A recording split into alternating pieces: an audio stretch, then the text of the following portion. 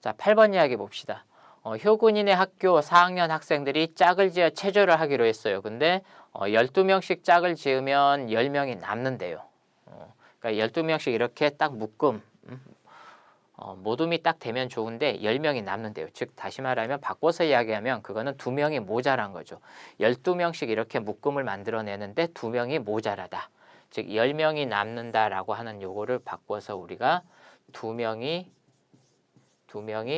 모자라다 라고 생각을 해봅시다.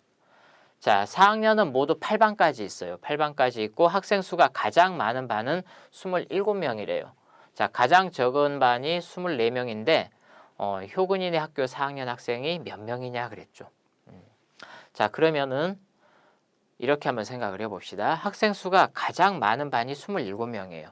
그러면은 그 27명인 반이 예를 들어서 그리고 가장 적은 반이 24명이니까 이 학교 그러니까 4학년 학생들이 가장 많을 때를 생각을 해봅시다. 가장 많을 때를 생각하면 가장 적은 반 24명짜리 한 반과 27명짜리 7반을 생각을 할 수가 있죠. 즉 다시 말해서 가장 많을 때가 언제냐면 27 곱하기 7에다가 24를 더했을 때 이때가 가장 많겠죠. 그죠? 자, 계산을 해봅시다. 그러면은 이게 얼마냐면 189죠. 그죠? 189. 자, 그 다음에 24를 더하면 되니까 213이에요.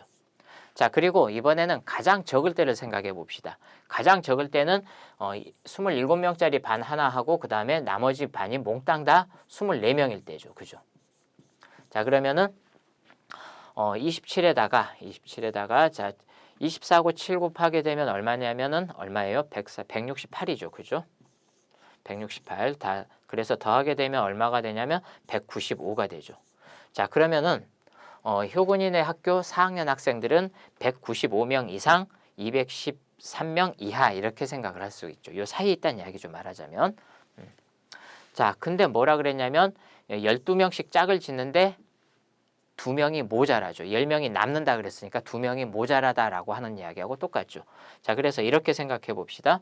그러면은 12명씩 만약에 20묶음, 즉 20모둠이 있다면 20모둠이 있다면 그러면 모두 몇 명이 되냐면 240명이 될 수 있죠. 그죠? 거기서 2명을 빼면 238명이 가능하죠. 근데 지금 최대 213명, 최소 195명 요만큼까지 요 사이에 있어야 되죠. 그죠? 자, 그래서 그러면 238에서 이제 우리가 12명씩 빼봅시다. 한 묶음씩 빼는 거죠. 그죠? 자, 그래서 12를 빼게 되면 얼마가 되냐면 226이 되죠. 근데 아직 범위를 벗어나죠. 그죠? 자, 따라서 226에서 다시 12를 빼게 되면 얼마가 되냐면 214가 되죠. 214. 근데 214도 여전히 범위를 벗어나죠. 그죠? 자, 따라서 214에서 다시 2를 빼게 되면 202가 나오죠. 202. 자, 202는 어때요? 202는 이 범위 안에 있죠. 자, 따라서 효군이네 학교 4학년이 모두 몇 명이다? 202명이다 라고 우리는 이렇게 생각을 해볼 수 있겠습니다.